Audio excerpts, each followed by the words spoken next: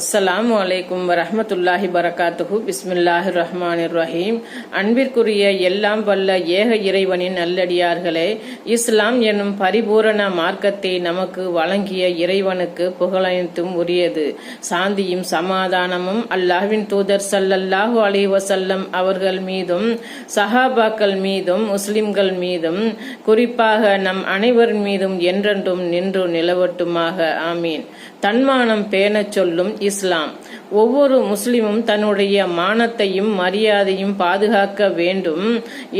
ஏனென்றால் தன்னுடைய மானத்தையும் மரியாதையும் இழந்து விடக்கூடாது. ஒருவர் மானத்தையும் மரியாதையும் இழக்க நேரிட்டால் சண்டையிடலாம். அந்த சண்டையில் அவர் கொல்லப்பட்டால் அவருக்கு ஷஹீதின் நன்மை கிடைக்கும் என்று இஸ்லாம் கூறுகிறது. யார் தன்னுடைய பொருளை பாதுகாப்பதற்காக போரிட்டு கொல்லப்படுகிறாரோ அவர் ஷஹீதாவார். யார் தன்னுடைய மார்க்கத்திற்காக கொல்லப்படுகிறாரோ அவரும் ஷஹீதாவார். யார் தன்னை பாதுகாப்பதற்காக போரிட்டு கொல்லப்படுகிறாரோ அவரும் ஷஹீதாவார்.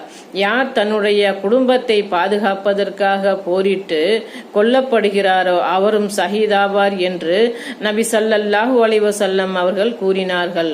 நூல் திர்மிதி 1421. மானத்தின் முக்கியத்துவம்.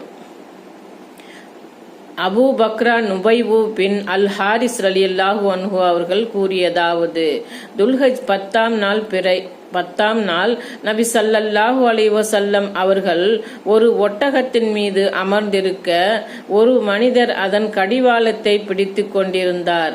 அப்போது நபி அவர்கள் இது எந்த நாள் என்று கேட்டார்கள். அந்த நாளுக்கு அவர் வேறு பெயர் சூட்டுவார்களோ என்று எண்ணும் அளவுக்கு நாங்கள் மௌனமாக இருந்தோம்.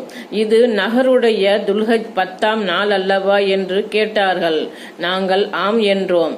அடுத்து இது எந்த மாதம் என்று கேட்டார்கள். அந்த மாதத்திற்கு வேறு பெயர் சூட்டுவார்களோ என்று நாங்கள் எண்ணும் அளவுக்கு மௌனமாக இருந்தோம். அப்போது அவர்கள் இது துல்ஹஜ் மாதம் அல்லவா என்றார்கள். நாங்கள் ஆம் என்றோம்.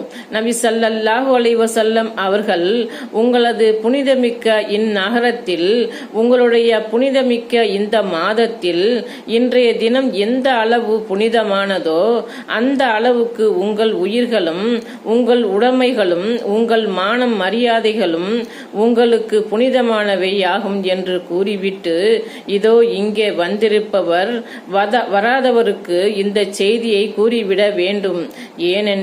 ஏனென்றால் வருகை தந்திருப்பவர் தம்மை விட நன்கு புரிந்து நினைவில் கொள்ளும் ஒருவருக்கு இந்த செய்தியை